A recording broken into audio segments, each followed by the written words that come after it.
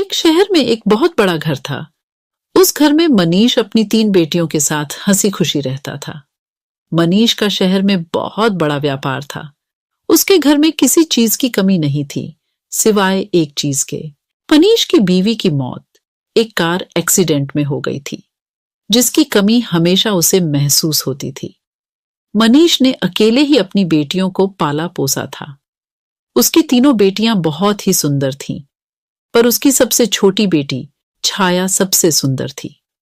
मनीष अपनी दोनों बड्ढी बेटियों से बहुत प्यार करता था, पर सबसे छोटी बेटी छाया को वो बिल्कुल पसंद नहीं करता था।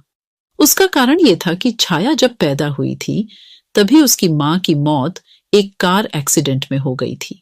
मनीष अपनी बीवी की मौत का कसूरवार अपनी सबसे छोटी बेटी छाया को समझता था, इसलिए वो उसे बिल्कुल प्यार नहीं करता था। एक शाम मनीष जब घर आता है, वो अपनी दोनों बड़ी बेटियों को आवाज देता है। संगीता, कहाँ हो? तुम दोनों जल्दी आओ, देखो मैं तुम्हारे लिए क्या लाया हूं। पापा, हम आपका ही इंतजार कर रहे थे। जल्दी से दिखाइए आप हमारे लिए क्या लाए हो। ये देखो संगीता, मैं तुम्हारे लिए कितने सुंदर जूते लाया हूँ। मेरे लिए क्या लाए हो? पापा, मुझे भी दिखाओ। छाया पास खड़ी सब देख रही थी। उसे लगा कि उसके पापा उसे भी आवाज देकर बुलाएंगे और उससे भी कुछ देंगे। वो इंतजार करती रही, पर उसके पापा ने उसकी तरफ देखा भी नहीं। वह फिर डरते डरते अपने पापा के पास गई और धीरे से बोली, आप मेरे लिए क्या लाए हो? तुझे इस घर में खाने पीने को ढंग से मिल रहा है ना, तो उसी में खुश रह। समझी, ज्यादा उम्मीद मत लगा और जाकर अपना काम कर। छाया रोते रोते अपने कमरे में भाग जाती है। वो बहुत रोती है और अपनी मां को बहुत याद करती है। छाया अपने पापा के दिल में भरी गुस्से को प्यार में बदलने की बहुत कोशिश करती थी। वो उनके लिए अच्छा अच्छा खाना बनाती थी। मनीष को छाया पर ना तो कभी प्यार आता और ना ही तरस।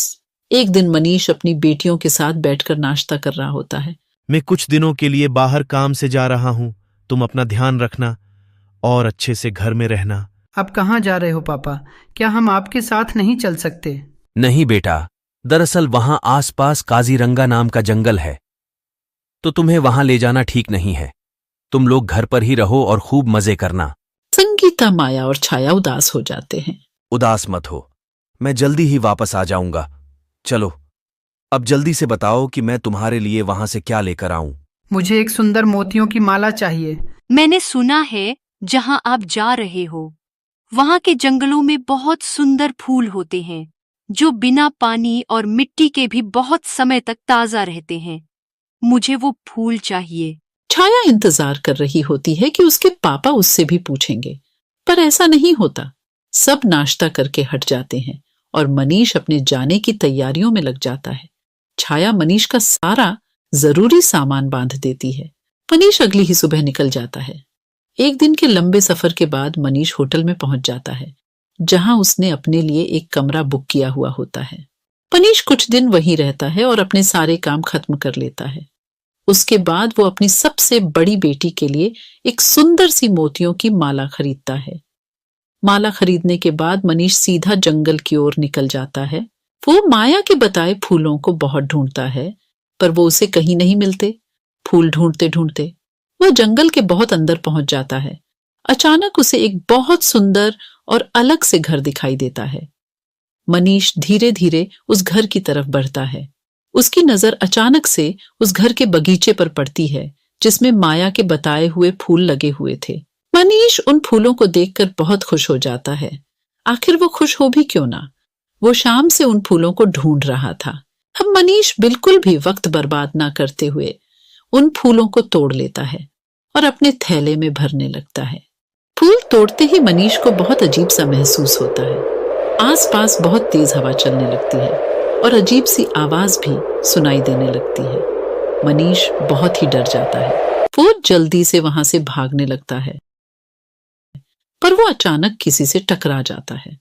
मनीष गर्दन उठाकर ऊपर देखता है तो उसकी आंखें फटी की फटी रह जाती हैं। उसके सामने एक बहुत खतरनाक भूत खड़ा होता है। भूत भूत, मुझे जाने दो, मुझे छोड़ दो। ऐसे कैसे जाने दूं? तेरी हिम्मत कैसे हुई मेरे बगीचे से फूल तोड़ने की? अब मैं तुझे जिंदा नहीं छोड़ूंगा। भूत मनीष की गर्दन पकड़ लेता है और उसे मारने ही वाला होता है कि तभी मनीष रोने लगता है। मुझे छोड़ दो, मेरी 3 बेटियां हैं। वो मेरा घर पर इंतजार कर रही होंगी। उनका इस दुनिया में मेरे सिवा कोई भी नहीं है। उनकी मां भी बहुत सालों पहले मर गई। तू मुझे पहले ये बता कि तूने मेरे बगीचे से फूल क्यों तोड़े? मेरा बगीचा और उसमें लगे फूल मुझे जान से भी ज्यादा प्यारे हैं। मुझे माफ कर दो, मुझे नहीं पता था, मुझसे बहुत बड़ी गलती हो गई। दरअसल मेरी बेटी ने इन फूलों का जिक्र किया था और उसी ने इन फूलों को लाने के लिए बोला था। कहाँ है तेरी बेटी? क्या नाम है उसका?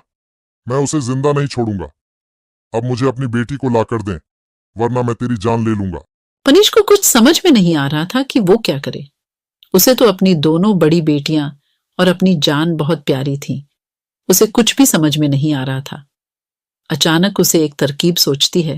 वो सोचता है, क्यों न माया की जगह छाया का नाम इस भूत को बता दिया जाए, ताकि वो भूत माया की जगह छाया को खा जाए और हमेशा के लिए छाया की जिम्मेदारी मेरे सर से दूर हो जाए। मनीष माया की जगह छाया का नाम उस भूत को बता देता है। जल्द से जल्द छाया को मेरे पास लेकर आ, वरना मैं तुझे जान से मार दूंगा। मुझे बस कल तक की मोहलत दो, मैं छाया को लेकर यहां आऊंगा। अगर तूने कोई भी चालाकी की तो ये अंगूठी तेरी जान ले लेगी, इसलिए बिना सोचे अपनी छाया को मेरे पास लेकर आ। मनीष जल्दी से अपने घर जाता है। संगीता, माया और छाया यहां आओ। तीनों दौड़ती हुई मनीष के पास आती है।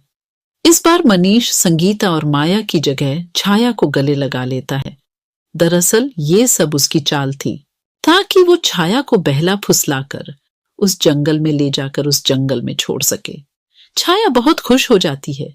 उसके पापा ने उसे पहली बार गले लगाया होता है। बेटी छाया, तुम्हें मेरे साथ अभी कहीं चलना होगा। कहाँ पापा? वो मैं तुम्हें अभी नहीं बता सकता। छाया बिना कोई सवाल के अपने पापा के साथ चल पड़ती है। छाया पूरे रास्ते सोचती रहती है कि आखिर उसके पापा उसे कहाँ लेकर जा रहे हैं, पर डांट के डर से पूछने की हिम्मत नहीं कर पाती। मनीष छाया को जंगल में लेकर जाता है और छाया भी बिना कोई सवाल किए अपने पापा के साथ चलती रहती है। कुछ देर बाद वो भूत के घर पहुंच जाते हैं। मनीष छाया को उस घर के अंदर ले जाता है।